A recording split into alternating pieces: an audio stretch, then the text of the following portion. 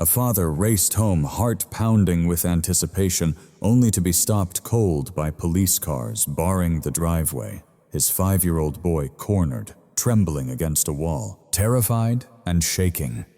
The stepmother clutched a lighter, tightly shrieking accusations that the child was a monster who tried to burn them alive.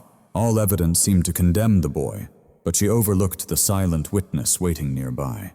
She forgot about the German shepherd, whose keen nose could detect fear lies and the buried secrets hidden in a modest potted plant. When that dog stepped forward, standing firm between the child and the police, the truth's battle had just begun. What unfolded next is a heart-wrenching lesson in injustice that will move you deeply. Before we continue, please share where you're watching from. Drop your country in the comments below. And if you believe that sometimes God sends animals to shield the innocent when no one else can, smash that subscribe button, because this story shows us that sometimes the clearest voice comes in the form of a loyal bark. The Texas sun didn't just glow. It cascaded like molten gold across Austin's rolling hills, cloaking the day in a deceptively warm embrace. It was one of those rare, flawless days in late autumn, the air holding a crispness around 68 degrees. Just cool enough to refresh the soul, yet the sunlight remained fierce, a stark reminder that this was still the South.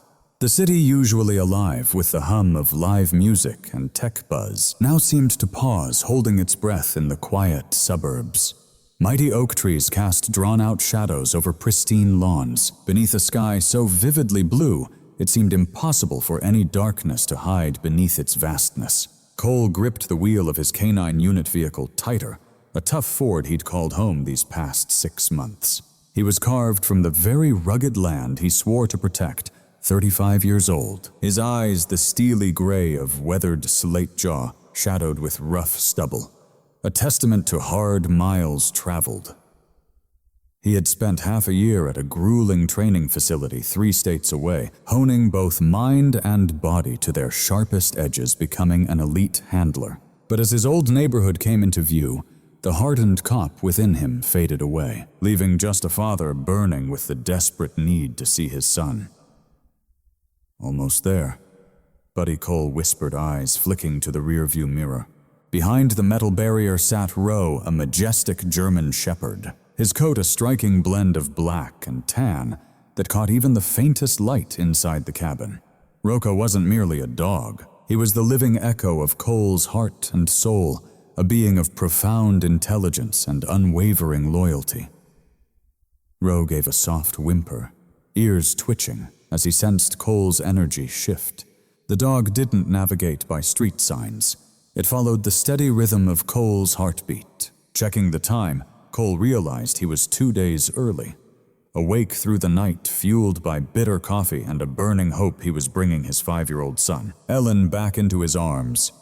He pictured the scene, Ellen playing with his toy cars on a soft rug, eyes wide with surprise, before bursting into a run straight into Cole's warm embrace. That vision was the fire that had kept him strong through lonely barracks nights.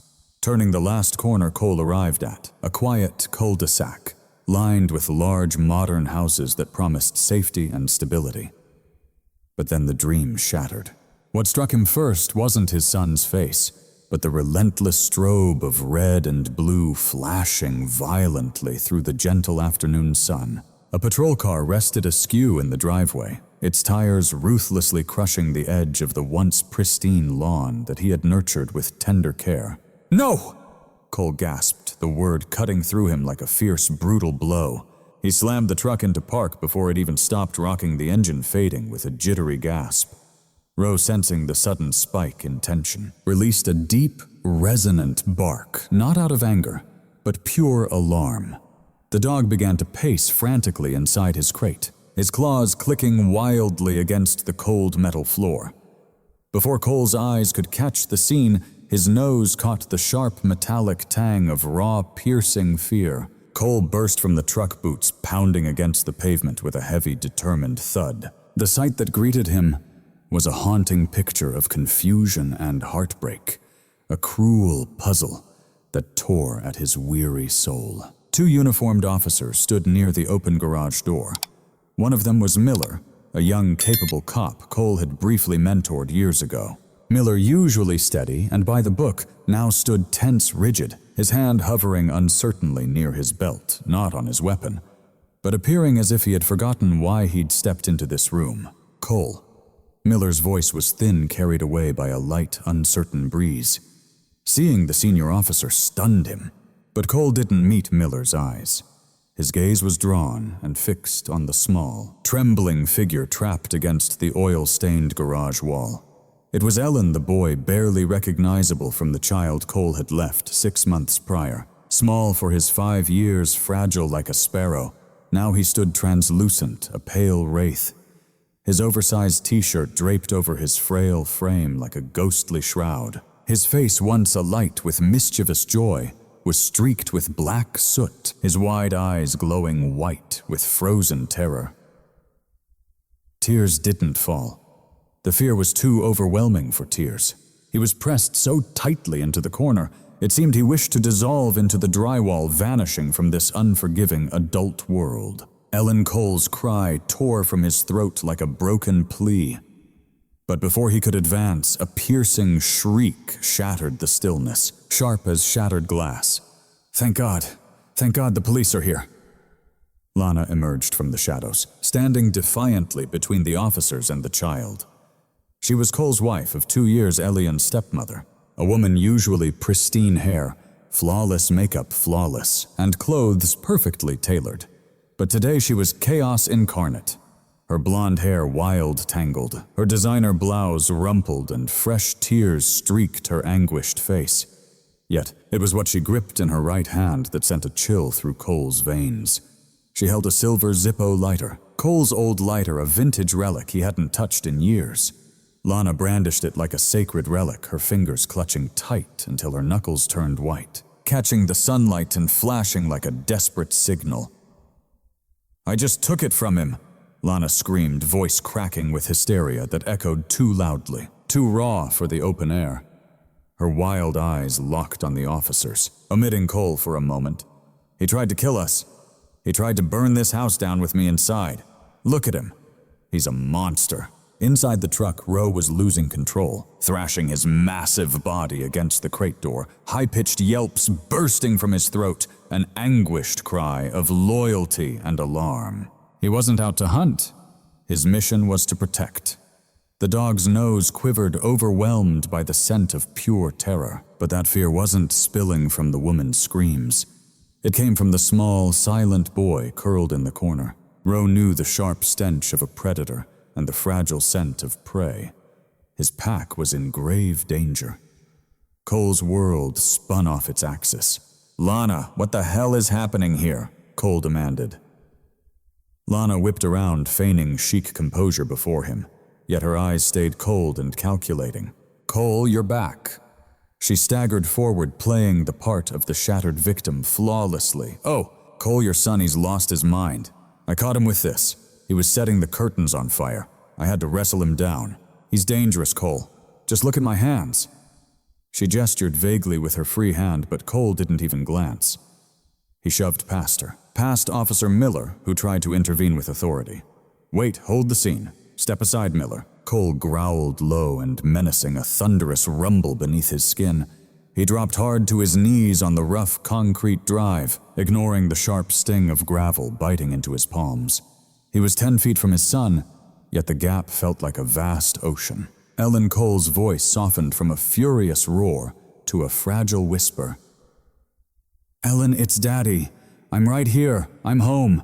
His hand stretched forward, palms open, offering nothing but love and surrender. He longed to gather the boy in his arms, to wipe away soot and fear from his trembling cheeks, to promise no one would ever shout at him again. But Ellen didn't move. He didn't smile. When Cole's hands reached out, Ellen's gaze darted to the glint of the silver lighter clutched in Lana's hand behind Cole, then flicked back to his outstretched palms. The boy gasped a sound like one gasping for air underwater, flinching violently as he curled into a tight ball. Thin arms flung across his head to shield his face and ears, his body trembling from the anticipation of a blow.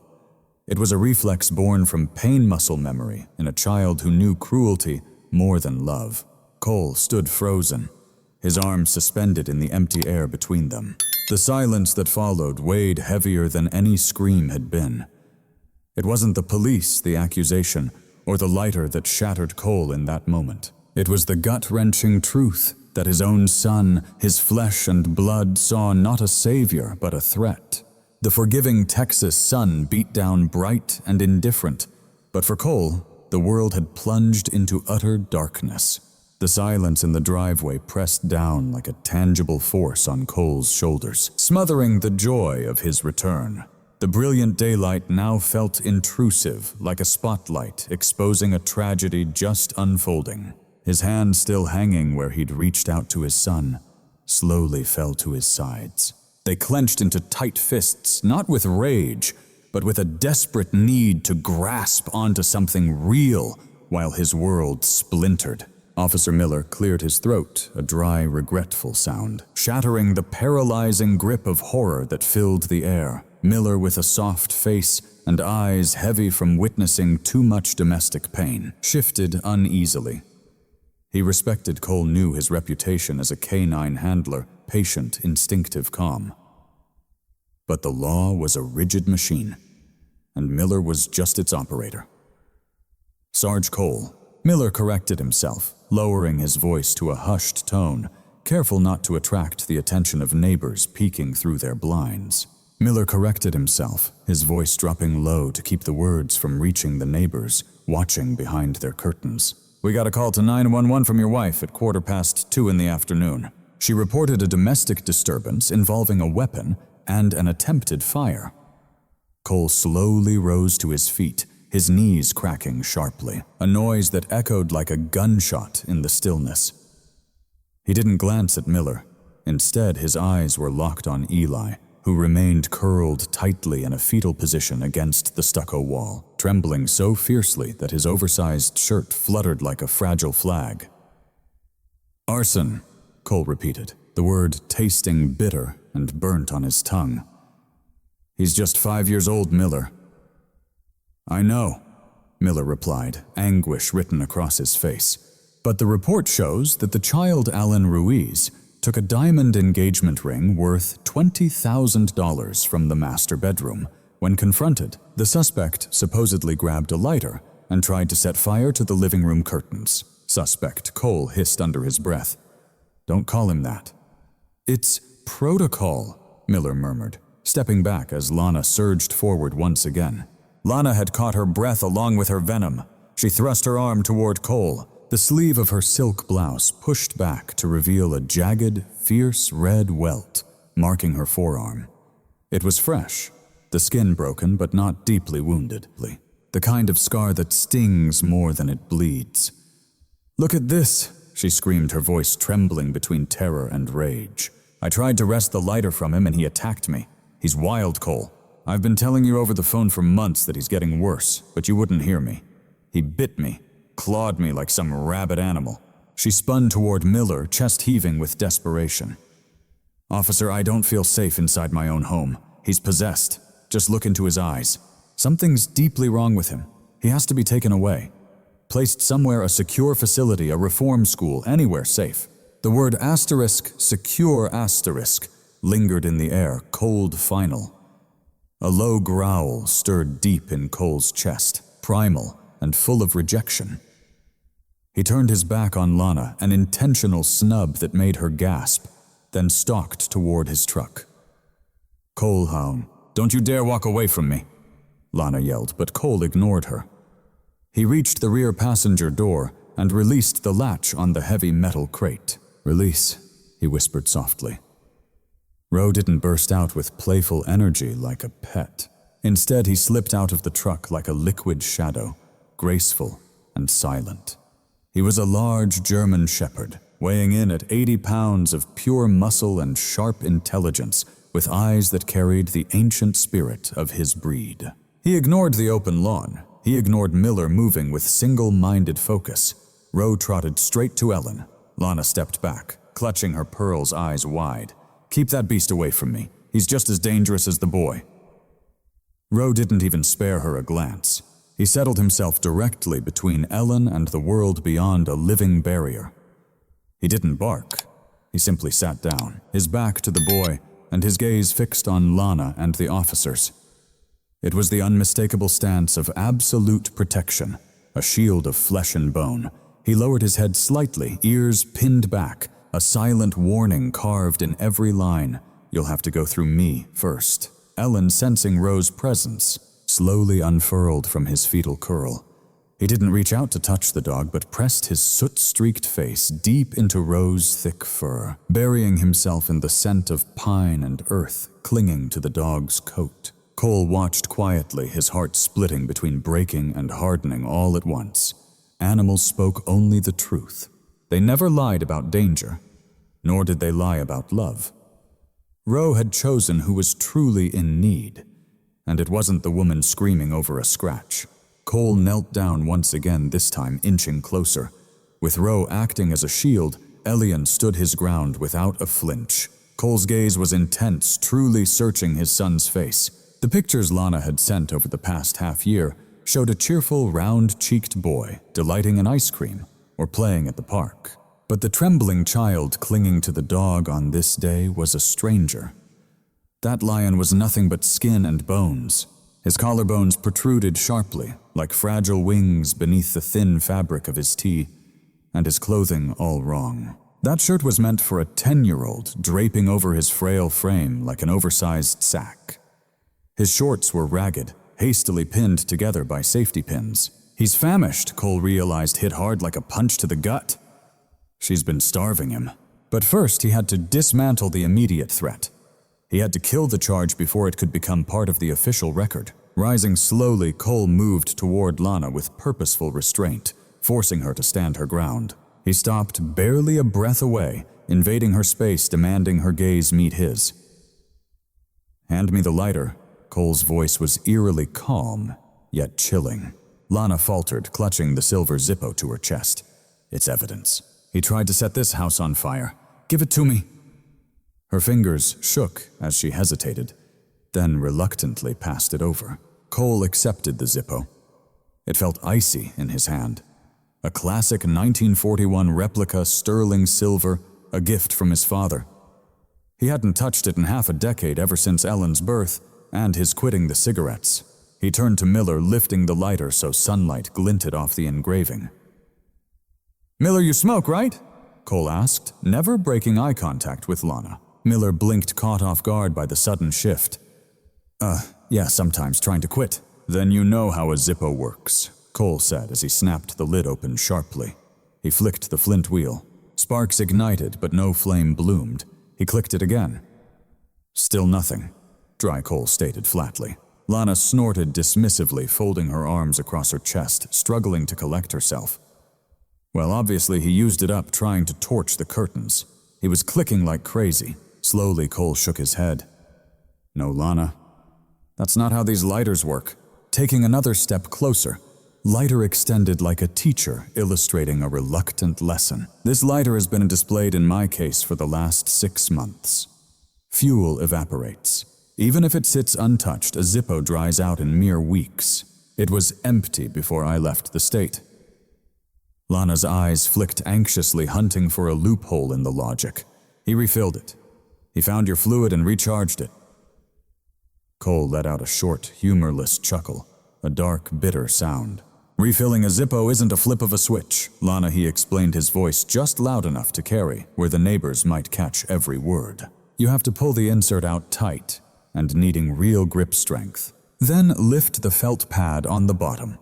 Pour the naphtha fluid in, slowly soak the cotton wool lining, and assemble it back without flooding it." His hand gestured toward Elian, whose fragile, tiny fingers still clutched Roe's fur for dear life. "Look at his hands, Lana. He's just 5 years old. He's starved, malnourished. He doesn't have the dexterity or the strength to wrestle that insert out. And even if by some miracle a 5-year-old managed to force it open and poured volatile fluid inside," Cole lifted the lighter, bringing it close to his nose to sniff. Then he seized Lana's wrist, the one that had gripped the lighter just moments before, and inhaled the air lingering around it. At last, he approached Elian. Roe watched silently, unmoving. Cole carefully lifted Elian's trembling hand. and sniffed his fingers. The scent of soot, the essence of fear, the musk of unwashed skin, but no trace of chemicals. No sting of lighter fluid. Rising Cole turned back to his wife, his eyes burning with an icy fire.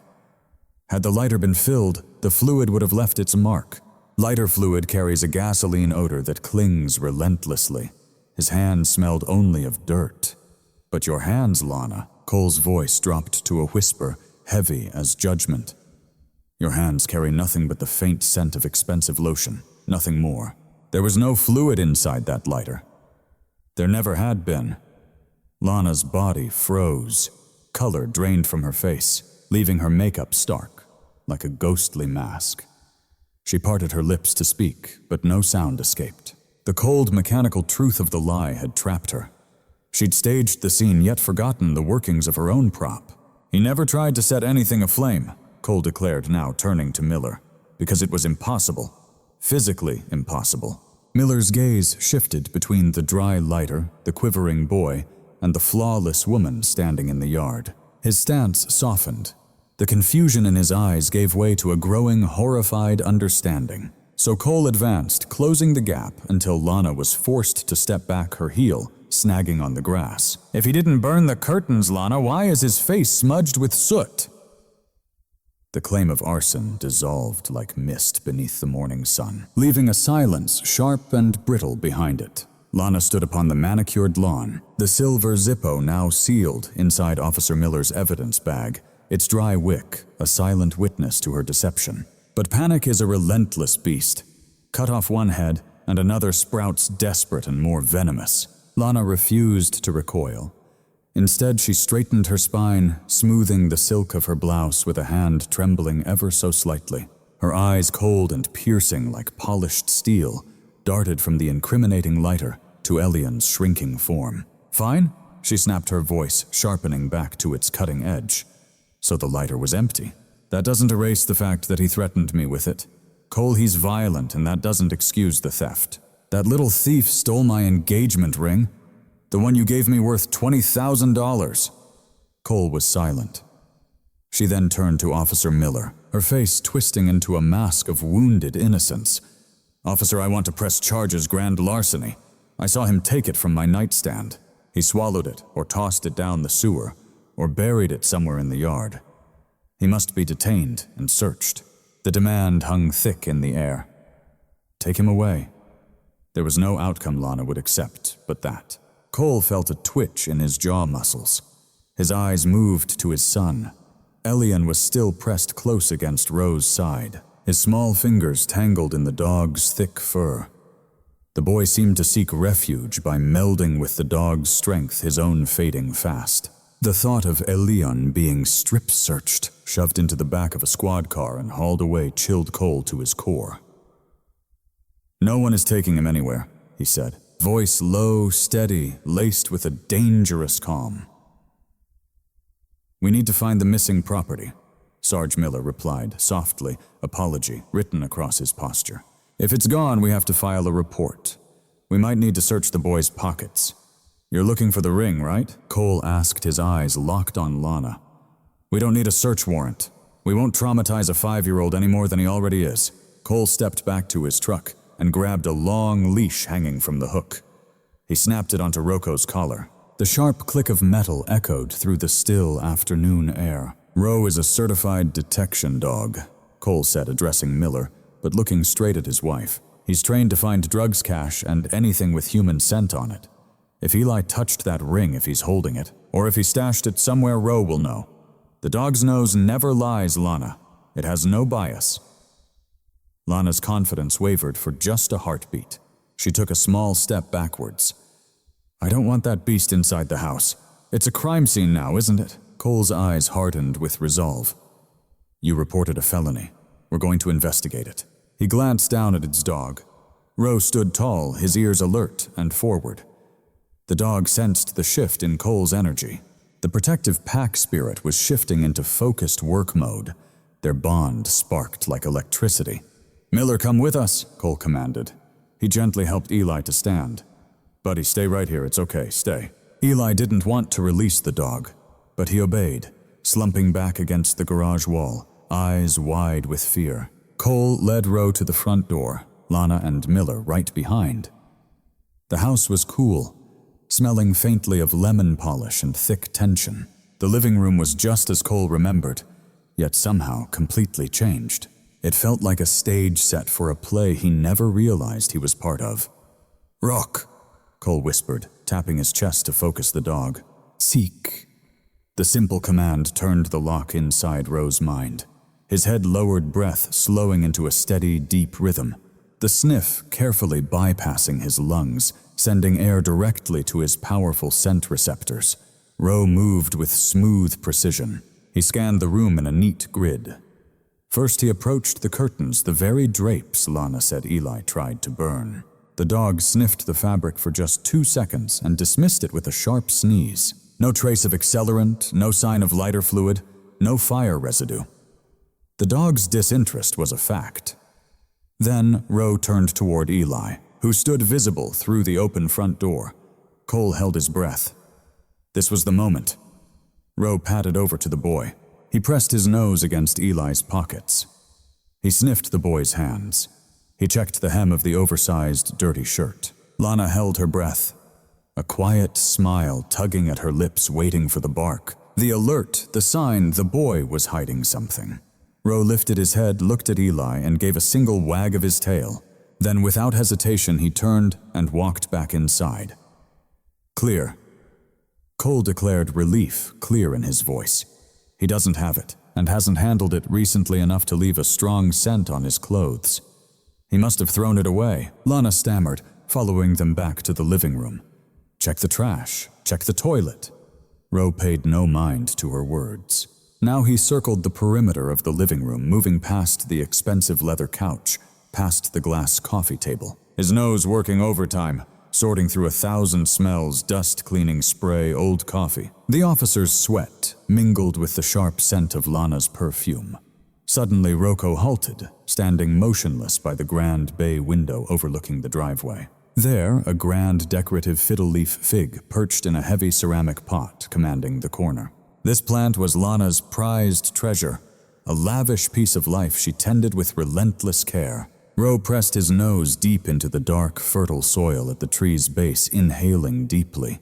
Then, without warning, he dropped down onto the floor. Fixating on the patch of earth, he let out a sharp, resolute bark, a signal that he had uncovered something hidden. Miller Cole said, stepping towards him.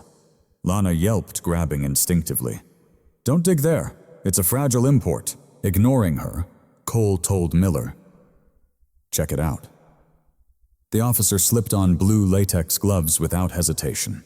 He knelt beside the pot, where Roe had focused the soil somewhat disturbed, yet carefully smoothed over. Miller dug his fingers gently into the moist earth, barely an inch below the surface. Pulling back, he held something between his thumb and forefinger, catching the sunlight streaming through the window.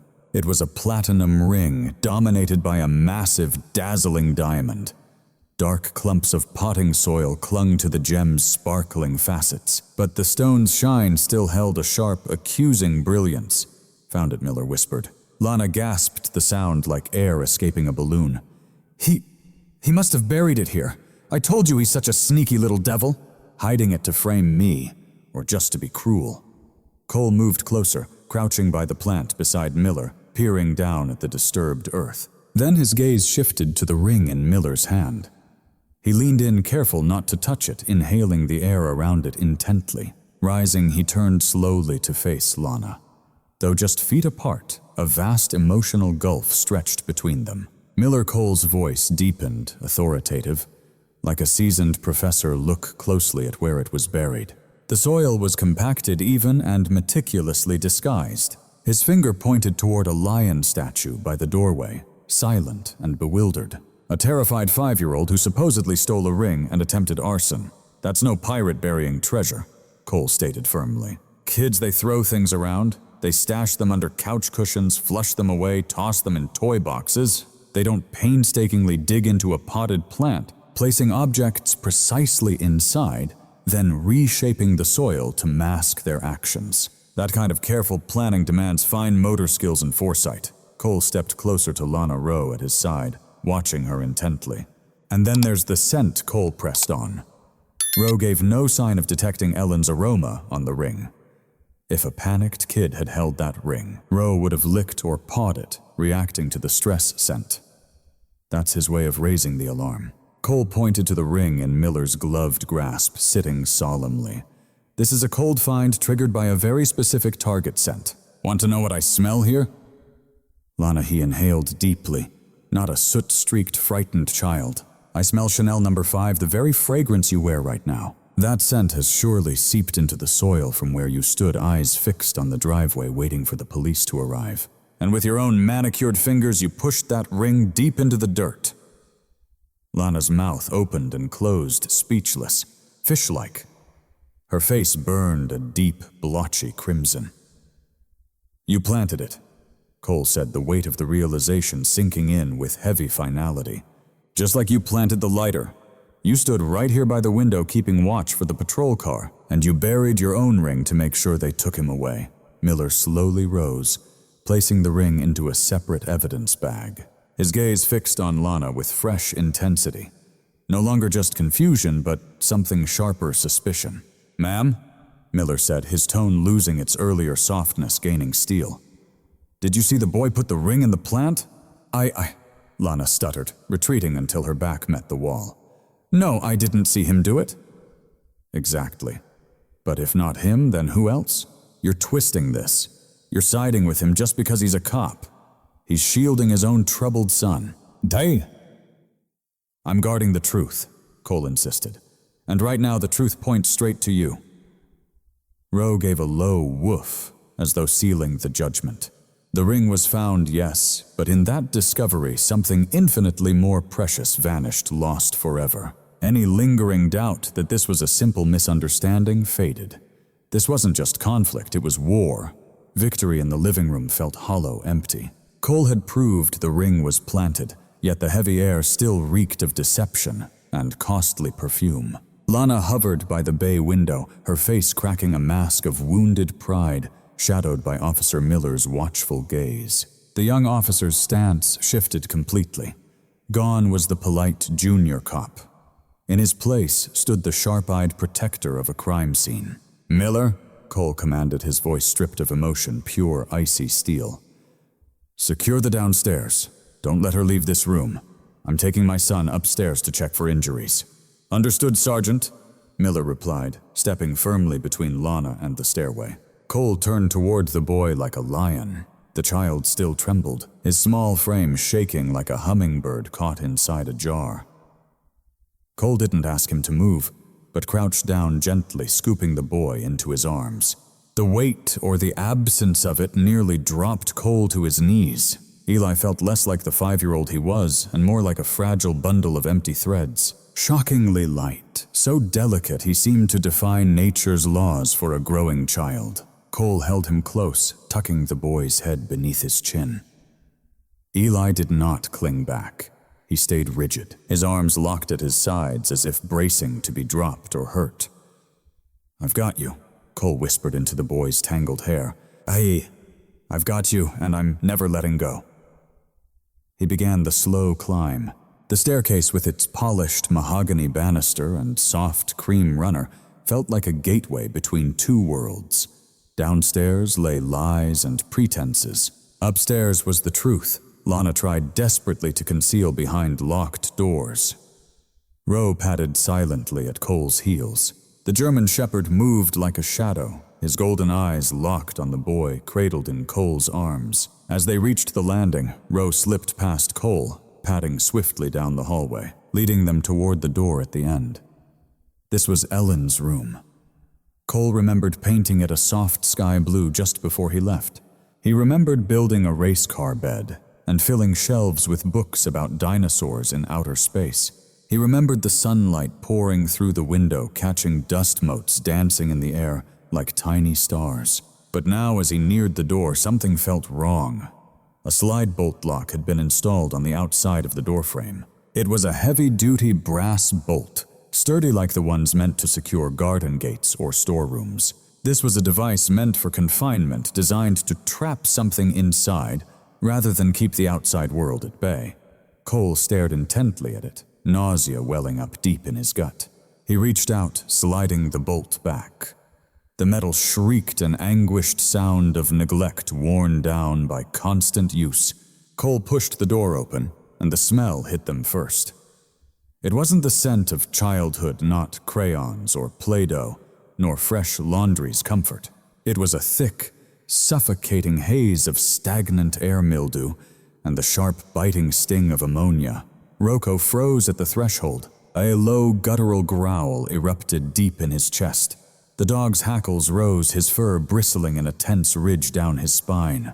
He crouched and sniffed the carpet curiously, before looking up at Cole with a raw, almost human expression of confusion and revulsion. Cole stepped inside and felt his world shift violently off its axis. This room was no longer a refuge, it was a crypt. The race car bed was gone, vanished without a trace. The bookshelves stood empty, stripped bare of every single thing. Even the vibrant, colorful rug had been taken away. In one corner, pressed against the wall, lay a lone twin mattress. No sheets, no pillow, no blanket. Its surface was stained yellow and gray, marred by patches of mold, where dampness had been allowed to fester unchecked. Cole moved toward the window. The curtains hung tightly shut, bound together by safety pins to block every ray of sunlight. Without hesitation, he tore them down. Behind the fabric, the window was sealed tight. 4-inch nails driven deep into the frame, locking it shut forever. The glass was filthy, smeared with tiny handprints where a child had pressed against it, desperate to glimpse a world that had long since forgotten him. "Oh God," Cole whispered, as he carried Elian to the center of the room away from the mattress's filth. He lowered himself to the floor, crossing his legs, and settled Elian gently into his lap. The boy sat still, his eyes glued to the floorboards beneath them. Elian, Cole said softly, "I need to check your back." "Okay. I need to make sure you're not injured." Elian didn't answer or nod. He simply stared blankly at a crack in the floor. Cole's hands trembled as he reached for the hem of the boy's oversized, grimy t-shirt. "Arms up, buddy." Eli obeyed like clockwork. He lifted his arms stiffly, like a marionette, with strings pulled tight. Cole pulled the shirt over and off his head. The afternoon sunlight finally flooded the room, revealing a map of torment etched onto Elian's skin. Cole gasped a pure, raw sound of heart-wrenching agony. Elian's spine jutted out sharply, each vertebra like beads threaded along a fragile string. His ribs stood out sharply beneath pale, translucent skin, but it was the scars that shattered Cole's heart. His back was a brutal canvas of pain. Bruises marked his skin at all stages of healing, some yellowed and fading, others raw and dark purple, freshly inflicted. Thin red welts coiled around his sides, the unmistakable scars of a belt or a switch. And then the burns. 3 distinct circular scars smoldered on his shoulder blade. Small puckered wounds, cigarette burns. Cole stared unblinking, his vision blurring. His mind flashed back to the Zippo lighter downstairs, to Lana's cruel accusations. "He plays with fire. He's dangerous." It was a twisted mirror reflecting a sick projection. Lana hadn't just framed the boy. She had turned the very element she blamed him for into a weapon of torment. She had burned him, and then called the police, claiming he was the arsonist. Ro stepped closer now. The dog pressed his cool, damp nose gently against Elian's bare shoulder. He nuzzled the scars softly, a high-pitched whimper full of understanding escaping him, before he began to gently lick the boy's trembling hand. Ellen Cole choked out the words, barely believing, Did she really do this? Elian's gaze lifted, locking eyes with Cole's for the very first time. Those were eyes weathered by battles. Eyes of a warrior who had faced the harshest front lines, trapped within the fragile frame of a child. Elian parted his lips, his jaw trembling, throat tightening as he strained to force a sound into the world, but only a raw, rasping breath slipped through. He gasped again, crimson flooding his face from the struggle. "Ka." Yet no words followed, only silence. The quiet pressed in unyielding. The trauma had shattered the fragile bridge between his mind and his voice. Years of screams and silencing had driven his voice into hiding. Overwhelmed tears welled up in his enormous, desperate eyes as a lion's spirit surrendered its voice. Instead of cries, he lifted his frail hand. His bones jutted beneath pale skin nails chewed down to raw stubs. His trembling finger pointed to his hollowed stomach, sunken from starvation. Then to his mouth. Again and again the gesture came stomach-mouth, before he looked to Cole, a single tear tracing through the grime on his cheek. Then, folding his hands as if pleading, he rubbed his palms together, begging silently the universal sign for hunger. Not the whimsy hunger of a child craving a treat, but the raw, bone-deep agony of a life slowly fading away. He mouthed the letter H, confirming the message he had earlier etched onto Cole's hand. Cole pulled his son close, burying his own face in the boy's neck to stifle a broken sob. He felt the sharpness of bones, the heat of fevered skin, the scent of neglect. "I'm so sorry," Cole cried, rocking Elian gently back and forth. "I'm so sorry. I should have known. I should have seen." Ro settled beside them, his heavy head resting against Cole's knee. The dog's ears lay flat, his eyes deep pools of grief. He understood the scent of hunger. He sensed the aura of pain, and he knew the enemy lurked just below. Cole held Elian long and still, allowing the agony to flood over him, cleansing the numb shock, until only a cold, unyielding determination burned within. He was no longer just a father. He was now a relentless force for justice. Tenderly, he pulled Elian's shirt back over his frail frame, and rose, lifting his son into his arms once more. This time Cole didn't cradle him like something fragile. He carried him like royalty, a king. "We're leaving this place," Cole vowed to the silence, "and we will never ever return." With Ro flanking his side, he strode toward the door. As they passed the lock, Cole reached out and tore the metal bolt from the frame with a fierce jerk, ripping out screws and shattering the mechanism. The first step in the reckoning to come. Cole descended the stairwell with a heavy, measured step, the weight he bore far heavier than the frail 5-year-old in his arms. Elian clung to him tightly, burying his face in the hollow of Cole's neck, seeking refuge from the woman who had turned his sanctuary into a prison. Ro followed close behind his claws, clicking on the hardwood like a gallant sentinel, his low growl filling the silent house. In the living room, the scene held frozen. Officer Miller stood near the archway, hand poised casually near his radio, eyes locked on Lana. Lana paced restlessly by the bay window, her heels sinking into the thick Persian rug. Spotting Cole, she stopped dead in her tracks. She smoothed the crease from her skirt, flicked her hair back with a sharp motion, and fixed her face into a mask of fierce indignation. "Well," she snapped, her tone piercing. "Did you see it? Did you witness what he's done to that room? It's an absolute disaster. I tried cleaning it up. Cole, truly I did. But he just tears everything apart. He's beyond control." Cole didn't pause until he stood firmly in the room's center. With gentle care, he placed a lion figurine atop the sofa. Roy Shiroko instantly leapt to his side, wrapping his massive frame around the boy, forming an unbreakable fortress of fur and muscle. Cole slowly faced his wife. His expression was chillingly vacant, the fiery rage from earlier now transformed into something colder, sharper, like the edge of glacial ice. "He has cigarette burns on his back," Lana Cole said softly. Lana didn't flinch. She was ready for this. "I told you," she declared, throwing her hands up in exasperation. "He's obsessed with fire. He burns himself just to get attention, to make me look bad.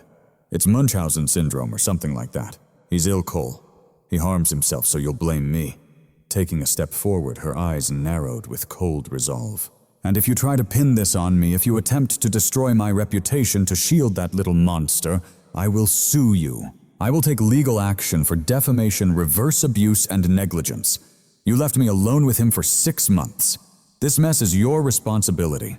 Officer Miller shifted uneasily, caught off guard by the brash accusation expertly crafted to make any law enforcer pause. Domestic disputes often ended up, as he said she said, a muddy battlefield where truth sank beneath layers of lies. Cole stayed silent. No arguments, no shouts, no defense. He just lifted his gaze toward the ceiling. Mounted in the center of the room, on pristine white drywall, was a circular device. It looks like a high-end smoke detector, sleek, modern, with a soft white ring pulsing gently, he observed. "Do you remember the electrical work we had done last year?" His voice was calm, almost casual, a stark contrast that heightened the tension. Lana blinked, thrown off balance by the sudden shift. "The wiring, how does that matter now?" "I told you I was upgrading the fire safety system," Cole said, stepping toward the giant 65-inch smart TV mounted above the fireplace. Reaching into his pocket, he grabbed his smartphone. His thumb hovered over the screen. "That's not just a smoke detector, Lana. It's a commercial-grade surveillance camera. It's hardwired directly into the home's electrical system, so it never needs batteries. It records in 4K resolution 24/7 and doesn't store footage on any memory card you could find and destroy. It uploads everything immediately to a secure cloud server." Lana's face paled, the color draining so fast it seemed gravity itself had siphoned her lifeblood away. She stared up at the innocent white circle on the ceiling, her mouth hanging open in silent horror. "I installed it to guard against burglars," Cole continued, tapping his screen to launch the security app. "I thought I needed to protect my family from the outside world. I never imagined the danger was already inside." "No," Lana whispered, her voice trembling. "That's illegal. You can't record me without my permission. Inside a private home where a child suffers abuse, the shield of privacy laws does not protect the offender." He tapped the cast TV icon. The vast black screen mounted above the fireplace flickered awake. The Samsung emblem spun briefly before the image cleared into a sharp, wide-angle view of the very living room they stood in. A timestamp in the corner glowed 9:15 a.m. this very morning. Officer Miller stepped closer, entranced by the scene. Lana remained frozen, her hands trembling at her sides. On the screen, the room basked in the gentle morning light. No sign of any lion appeared. Lana entered the frame, no longer wearing the disheveled, tear-streaked look she bore now. She was composed, cold as ice, clutching a cup of coffee in one hand and Cole's silver Zippo lighter in the other. Approaching the fiddle leaf fig, the video's high definition captured every detail, including the scowl etched across her face, a mocking sneer of irritation. She glanced at her watch, then reached inside her pocket, drawing out the sparkling diamond engagement ring. She held it up to catch the light, admiring its gleam briefly before crouching down. With deliberate care, she dug a shallow hole in the soil, slipped the ring inside, then smoothed the earth over it. She even wiped her finger along the pot's interior to remove the dirt. "Grand larceny," murmured Miller, eyes wide as he filed the false report in his mind. A strangled sob escaped Lana's lips, but Cole didn't pause the footage. He fast-forwarded the timeline. The timestamp jumped to 1:45 p.m. Elian entered the scene moving slowly, pressed tight against the wall in an attempt to vanish. On the screen, he looked even smaller than in real life. He headed toward the kitchen, likely searching for water. Suddenly, Lana lunged from the hallway. She seized the boy by the back of his oversized t-shirt and yanked him backward. He crashed onto the hardwood floor with a heavy thud. He made no sound, fought no more than a fragile leaf in the wind. Instead, he curled in on himself, shielding his head as though hoping for protection. The very same defensive shield he'd shown Cole out on the driveway. On screen, Lana towered over him, shouting words captured clearly by the microphone. "Tower? Do you really think your daddy's coming back to rescue you? He despises you. He left because of you." Cole flinched as if struck across the face. Elian, seated on the couch, buried his face deeper into Roko's fur, refusing to face the screen. Then came the cruel setup. Lana pulled the Zippo from her pocket, gripped Elian's small hand, pried his fingers apart forcefully. She shoved the lighter into his palm, squeezed his fingers tightly closed around it, and then shook his hand violently, pushing him to hold it. Without warning, she delivered a harsh, open-handed slap across his cheek, snapping his head back. Elian lay stunned, sprawled out on the floor. Lana stepped away, eyeing the scratch on her own arm. She lifted her hand, nails poised, and dragged them down her forearm, drawing a thin line of blood. Taking a steadying breath, she tousled her hair wildly, untucked her blouse, then pulled out her phone and dialed 911. The moment the call connected, her expression shifted from cold calculation to frantic hysteria. "Help! Please help, my son's trying to set our house on fire." Cole froze the video, the screen locked on Lana, phone pressed against her ear. Staring directly into the camera, she believed unseen, a dark gleam of victorious malice in her eyes. Silence engulfed the room, the kind of stillness that follows when the stone has rolled away, revealing a lifeless form beneath. Cole slowly turned to face his wife. Gone was the husband he once was. In his stead stood a man hardened like an executioner delivering sentence. "You said he attacked you," Cole whispered sharply. "You said he filled the lighter. You said he stole the ring." Lana trembled violently, her teeth chattering like shattered glass. Denial choked her words. The proof was crystal clear. No context could be twisted, no doubt could be sown. She had been caught crystal clear, directing her own undoing in flawless resolution. Lana stammered, voice breaking. "You saw the assault." Cole's voice cut through, firm and unwavering. "You saw the evidence being fabricated. You saw the false police report being filed." Officer Miller turned away from the screen. His face drained of color, jaw clenched tight.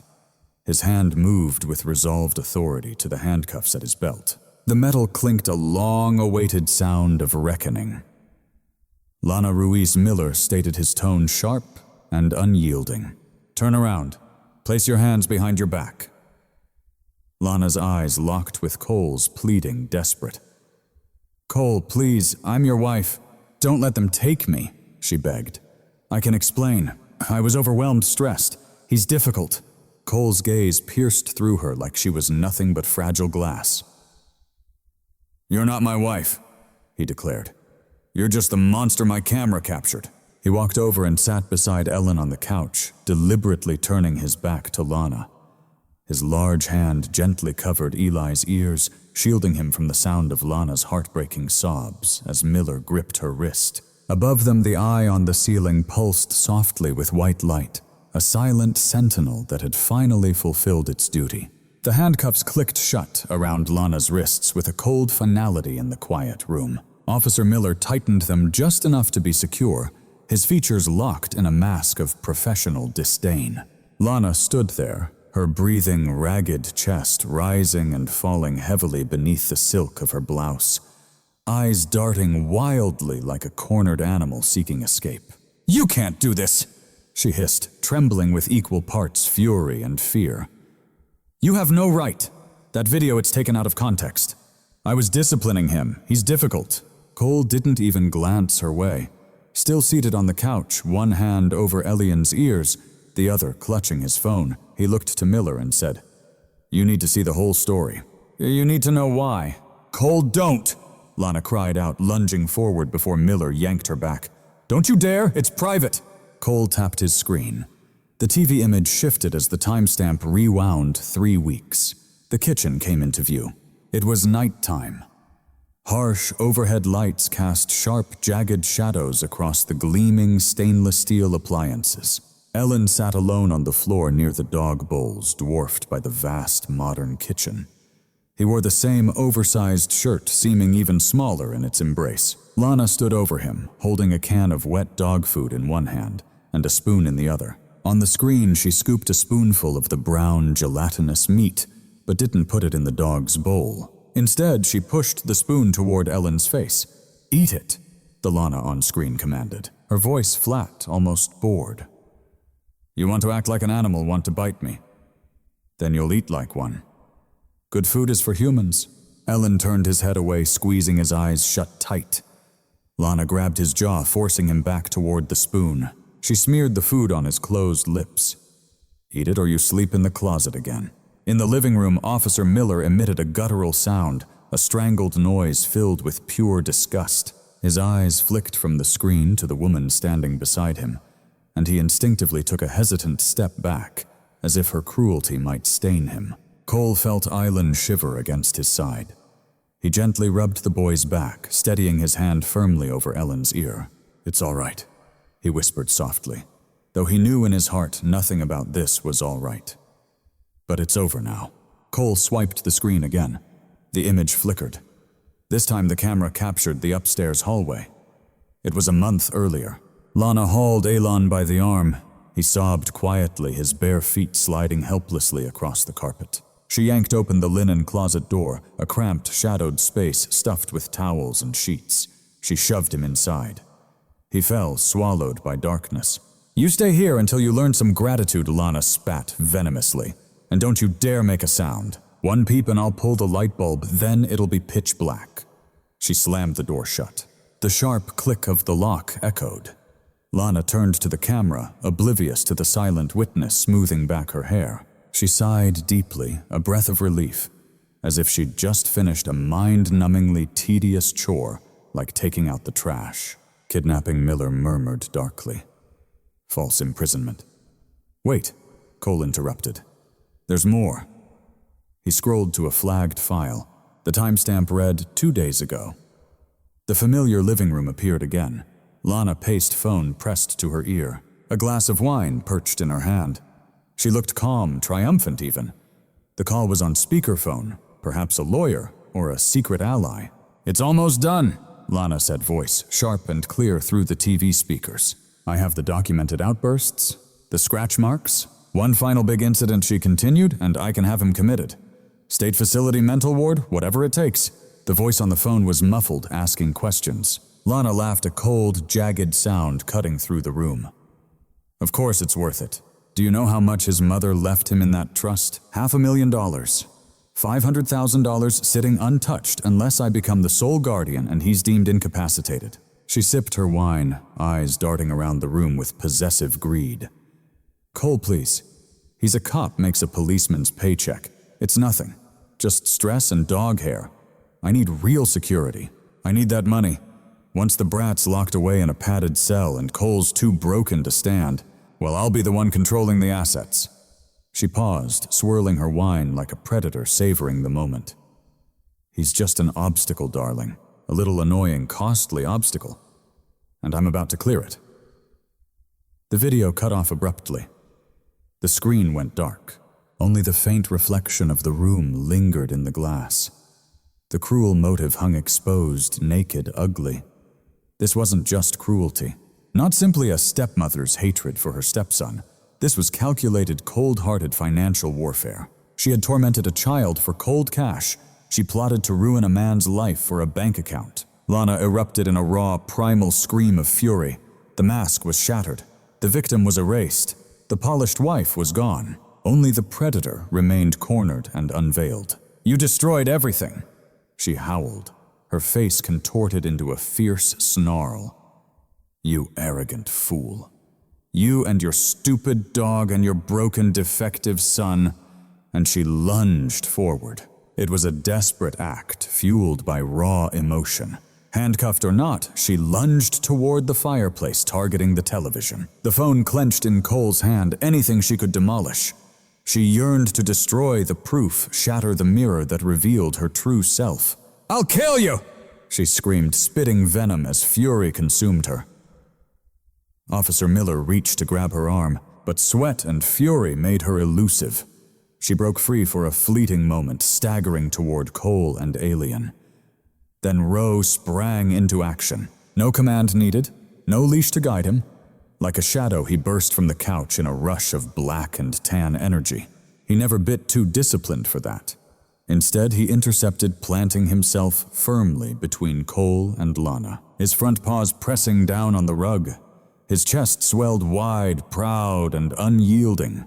He opened his mouth, flashing teeth sharp and white, unleashing a bark that rattled the windows. A roar, not a warning, a thunderous blast of sound. The voice of a wolf, ancient and fearsome, born from the deepest core of his chest. Lana froze mid-step,